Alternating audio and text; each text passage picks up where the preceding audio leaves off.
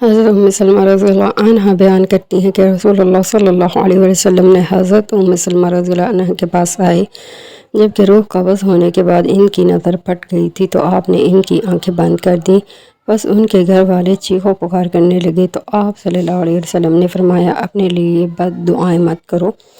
بلکہ اچھے بول بولو، کیونکہ جو تم کہتے ہو اس پر فرشتے آمین کہتے ہیں۔ پھر آپ صلی اللہ علیہ وسلم نے بطور دعا فرمایا اے اللہ ام سلمہ کی بخشش فرما، ہدایت یافتہ لوگوں کے ساتھ اس کے درجات بلند کر اور اس کے پیچھے رہ جانے والوں میں تو ہی اس کا خلیفہ بن، اور اے رب العالمین ہماری اور اس کی مغفرت فرما، اے اللہ اس کی قبر کو فراخ اور روشن کر دے۔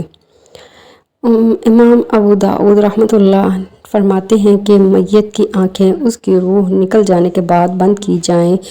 کہتے ہیں میں نے محمد بن نعمان المقری سے سنا ہے، وہ کہتے تھے میں نے ابو مصرع سے سنا ہے جو کہ ایک عابد انسان تھے، وہ کہتے تھے میں نے جعفر المعلم کی حالت موت نزع میں آنکھیں بند کر دیں اور یہ ایک عابد انسان تھے، تو میں نے اسی رات خواب میں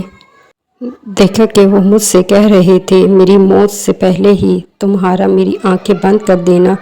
میرے لیے بہت بڑی بات تھی۔ حدیث سنن ابی داؤد 3118۔